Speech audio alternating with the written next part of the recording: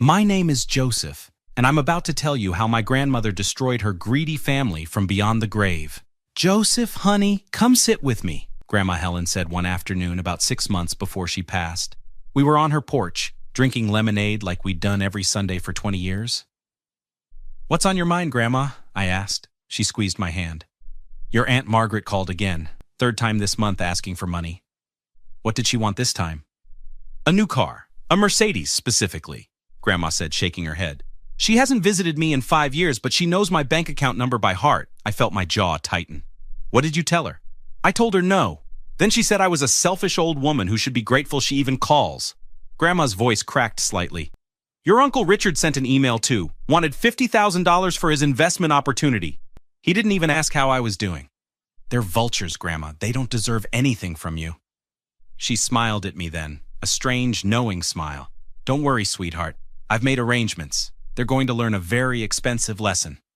That was our last real conversation. 2 weeks later, she had a stroke. I rushed to the hospital immediately. "Where's Joseph?" she whispered when I arrived. "I need to see my Joseph." "I'm here, Grandma. I'm right here," I said, holding her hand. She smiled. "Good boy. Always visiting. Always caring." She squeezed my fingers weakly. "My lawyer has everything. Trust him. Trust the plan." "What plan? Grandma, what are you talking about?" But she'd already closed her eyes, exhausted. She passed away 3 days later. At the funeral, the family vultures descended. "Such a tragedy," Aunt Margaret said, dabbing fake tears with a designer handkerchief. "I just spoke to her last week. We were so close." "You called her for money," I thought, but didn't say. Uncle Richard grabbed my shoulder. "Joseph, when's the will reading? Your grandmother had significant assets. We need to discuss the estate distribution fairly." "Mr. Patterson, her lawyer is handling everything," I replied coolly. My cousin Derek piped up. "I hope the old lady was smart enough to divide things equally. Family is family, right?" "Family is family," I repeated. "We'll see what her wishes were." The reading was scheduled for the following Tuesday. Mr. Patterson's office was downtown in a sleek high-rise. "Everyone's required to attend," he'd said on the phone. Mrs. Helen's instructions were very specific. The morning of the reading, I arrived early. Mr. Patterson, a sharp-eyed man in his 60s, greeted me warmly. "Joseph, good to see you. Your grandmother spoke very highly of you," he said, shaking my hand. "Thank you, sir. She was an amazing woman." He smiled cryptically. "She certainly was. And clever, too. Very clever." "What do you mean?" "You'll see shortly. Let's just say your grandmother's final act was one of poetic justice." He gestured to a chair. "Have a seat. The others should be arriving soon." Within 10 minutes, the conference room filled with relatives I barely recognized. Aunt Margaret, Uncle Richard, Derek, my cousin Stephanie, Uncle Paul. 14 people total, all looking eager and calculating. The feeding frenzy was about to begin. They just didn't know they were the prey. Mr. Patterson closed the conference room door and locked it. The sound made everyone shift nervously. "Why are you locking the door?" Aunt Margaret asked. "Mrs. Helen's instructions. Nobody leaves until we're finished," he replied, settling behind his desk. "Now, shall we begin?" "Yes, please," Uncle Richard said, leaning forward. Helen had substantial assets. We're all eager to understand how she wanted things divided. Mr. Patterson opened a thick folder. "Mrs. Helen's estate is valued at approximately $70 million. This includes real estate, investments, cash accounts, and business holdings." The room erupted in excited whispers. I saw dollar signs flashing in everyone's eyes. "70 million?" Stephanie gasped. Wow, that's incredible," Derek grinned. "Split 14 ways, that's 5 million each. Not bad at all." "Actually," Mr. Patterson interrupted, "it won't be split 14 ways. Mrs. Helen was very specific about her beneficiaries." Aunt Margaret straightened. "Of course, Richard and I, as her eldest children, should receive the largest portions. Then the grandchildren can share the remainder." "Yeah, that's only fair," Derek added. Mr. Patterson's expression remained neutral. "Before we discuss distribution, Mrs. Helen wanted me to read something. She wrote personal letters to each of you." He pulled out a stack of sealed envelopes. My heart pounded as he handed them out. Everyone tore theirs open eagerly except me. I opened mine carefully. The conference room fell silent as people read. Then Aunt Margaret's face went crimson. "This is outrageous!" she shrieked, slamming the letter down. "How dare she?" "What does it say?" I asked quietly. Mr. Patterson nodded to me. "Why don't you read yours aloud, Joseph?" I cleared my throat. "My dearest Joseph, you have been the light of my final years. Your weekly visits, your genuine love, your care when I was sick, you asked for nothing and gave everything. I love you with all my heart and I trust you with my legacy. That's sweet, Uncle Richard said impatiently. But what about the money? Read yours, Margaret, Mr. Patterson suggested. Her hands shook with rage as she picked up her letter. Margaret, you called me 15 times in the past year. 14 of those calls were asking for money. Once you asked how I was feeling, then requested $30,000 in the same breath. You haven't visited me in 6 years. You didn't come when I had pneumonia. You are greedy, selfish, and cruel. You get nothing. The room exploded. This is illegal, Richard shouted. She can't disinherit her own children. Actually, she absolutely can, Mr. Patterson said calmly. Mrs. Helen was of sound mind. I have psychiatric evaluations, video testimony, and witnesses confirming her mental competency.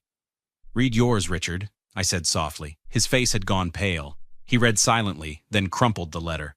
She said I treated her like an ATM, that I only cared about her money, not her life. Derek, Mr. Patterson prompted. My cousin stood up. She said I called her a senile old hag when she refused to pay my credit card debt. I was joking. She knew I was joking. The joke's on you now, I muttered. Stephanie was crying. She said I told my friend she couldn't die soon enough so I could get my inheritance. But I was just venting. Everyone says stuff like that. No, Stephanie, they don't, Mr. Patterson said coldly. Mrs. Helen had cameras installed in her home 3 years ago. Motion-activated voice recording cameras. She documented everything. The color drained from every face in the room except mine. You're lying, Uncle Richard said weakly. Mr. Patterson pressed a button. A screen descended from the ceiling. Would you like to see the footage? I have 90 hours compiled. Margaret calling your mother a stubborn witch when she wouldn't co-sign a loan. Derek stealing $400 from her purse. Richard telling her she was a burden who should go to a nursing home. Stop! Margaret screamed. We don't need to see it! So where does the money go? Uncle Paul asked quietly. He'd been silent until now. Mr. Patterson smiled. Joseph received $68 million. The remaining $2 million goes to various charities your grandmother supported. The rest of you receive exactly what you gave Helen in her final years, nothing. The conference room descended into chaos. This is bullshit, Derek shouted, slamming his fist on the table. We're contesting this will. She was obviously senile and Joseph manipulated her. Contest away, Mr. Patterson said smoothly. But understand this, Mrs. Helen anticipated your objections. She had 4 psychiatrists evaluate her mental state over the past 2 years. All concluded she was sharp, competent, and clear-minded. Aunt Margaret pointed a shaking finger at me. You poisoned her against us. You isolated her. You're a manipulative little snake. I visited her every Sunday, I said calmly. I brought her groceries. I took her to doctor's appointments. I sat with her when she was lonely. When's the last time any of you called just to talk? Not to ask for money, just to see how she was? Silence. That's what I thought, I continued. You want to call me manipulative? I loved her. You loved her bank account. Joseph's right, Mr. Patterson said. I have phone records. Margaret, you called 32 times in 5 years. 29 calls were requests for money. Richard, you emailed 16 times. 15 were about loans or investments. Derek, you visited once in 6 years and you stole money from her purse. You can't prove that, Derek snapped. Mr. Patterson pressed another button. The screen showed Derek in Grandma's living room, looking around nervously before approaching her purse on the counter. He glanced toward the hallway, then pulled out her wallet and took several bills.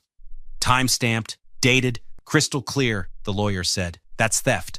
Mrs. Helen chose not to press charges while alive, but Joseph, as executor of her estate, could pursue legal action if he wishes. Derek went white. You wouldn't. Try me, I said coldly. Try to contest this will, and I'll bury you in lawsuits. Theft, harassment, elder abuse. Elder abuse? Uncle Richard scoffed. That's reaching. Mr. Patterson pulled out another folder. Financial exploitation of an elderly person is elder abuse under state law. I have documented evidence of Margaret requesting $185,000 over 5 years. Richard requested $240,000. When denied, both of you berated, insulted, and threatened Mrs. Helen. We never threatened her, Margaret protested. Margaret, you told her you'll regret this when I put you in the worst nursing home I can find, I said, my voice shaking with anger. I was there. I heard it. That's a threat. Her mouth opened and closed like a fish. Uncle Richard stood up. Fine. We'll get our own lawyers. We'll prove she was coerced. You'll waste your money, Mr. Patterson interrupted. I've been practicing estate law for 35 years. This will is airtight. Your mother made sure of it. She spent 2 years building this case, documenting your behavior, gathering evidence. She wanted you to know exactly why you're getting nothing. Why would she do this? Stephanie asked tearfully. We're family. Family? I stood up now, my voice rising. You people treated her like garbage. You called when you needed money and disappeared when she needed you. I held her hand in the hospital while she died. Where were all of you? We didn't know she was that sick, Uncle Paul said quietly. I sent a group text, I replied. You all read it, I know you did. It showed red receipts. Margaret texted back asking if Grandma had updated her will recently. That's it. That's all you cared about. The room fell silent again. Mr. Patterson gathered his papers. You have 30 days to contest the will if you choose, but I'm warning you. Mrs. Helen left me a $500,000 legal defense fund specifically for fighting challenges. You'll spend your own money fighting a losing battle, or you can accept reality and move on. This isn't over, Aunt Margaret hissed, grabbing her purse. Oh, but it is, I said. Grandma made sure of that. They contested the will, of course.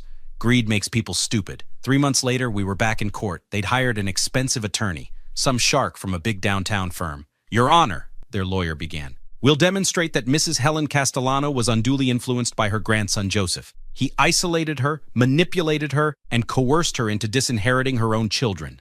The judge, a stern woman in her 60s, looked skeptical. Counselor, I've reviewed the evidence. Mrs. Helen had multiple psychiatric evaluations confirming competency. What's your basis for these claims? Joseph visited her constantly, Your Honor. Weekly visits, sometimes more. He had excessive access and opportunity to manipulate her. Mr. Patterson stood. Your Honor, the plaintiff's argument is that loving someone and spending time with them constitutes manipulation. By that logic, any devoted family member could be accused of undue influence. Meanwhile, the plaintiffs barely contacted Mrs. Helen except to request money. We have phone records, emails, and security footage documenting years of financial exploitation. I'd like to see this footage, the judge said. For the next hour, the courtroom watched my relative's worst moments. Margaret screaming at Grandma for refusing a loan. Richard calling her selfish and stupid. Derek stealing money. Stephanie complaining to her friend that the old bat won't die already. Aunt Margaret was crying by the end. Not from remorse, from embarrassment. The courtroom was packed with people, including several reporters. Your Honor, their lawyer tried desperately, emotions run high in families. These isolated incidents don't prove— Isolated? The judge interrupted. Counselor, I've just watched 90 minutes of consistent abuse, exploitation, and manipulation by your clients, not the defendant. The plaintiffs contacted Mrs. Helen almost exclusively for money. They insulted her, stole from her, and threatened her. Meanwhile, Joseph visited weekly, helped with her medical care, and asked for nothing. Where's the manipulation? He was playing the long game, Richard muttered. The judge's eyes narrowed. Mr. Castellano, did you just accuse someone of manipulation for genuinely caring about another human being? Is it so impossible for you to believe someone loved your mother without wanting her money? Richard shut up. Motion to contest the will is denied, the judge declared, banging her gavel. The will stands as written. Furthermore, I'm ordering the plaintiffs to pay all of Mr. Joseph's legal fees. Your frivolous lawsuit has wasted this court's time. They had to pay $180,000 in legal fees. Mr. Patterson was expensive, but he was worth every penny. Outside the courthouse, reporters swarmed. Joseph, how do you feel? One asked. Relieved, I said honestly. My grandmother was an amazing woman who deserved better than she got from most of her family. I'm grateful she trusted me with her legacy, and I'll honor her memory by using this inheritance for good. Will you reconcile with your family? Another reporter asked. No, I said firmly. They had years to treat her with love and respect. They chose greed instead. My grandmother's will wasn't about revenge, it was about justice. She wanted them to understand that relationships matter more than money. Unfortunately, they still don't get it. Aunt Margaret tried to approach me afterward. Joseph, please, can we talk? I'm sorry for everything. Maybe we could work something out. No, I interrupted. You're not sorry for what you did. You're sorry you got caught and sorry you're not getting any money. There's a difference. I'm your aunt, we're family. Family is earned, not inherited, I said. Grandma taught me that. Goodbye, Margaret. I walked away and never looked back. Today, I manage Grandma Helen's $68 million estate. I've set up scholarships for nursing students, funded senior centers, and donated to causes she cared about. I think of her every day, and I keep her photo on my desk. She didn't leave me money out of revenge. She left it to me out of love. And she made sure the people who hurt her understood the consequences of their cruelty. Have you ever dealt with greedy family members who only showed up when they wanted something? What would you have done in my situation? And subscribe for more stories about people who refused to be victims and fought back the right way.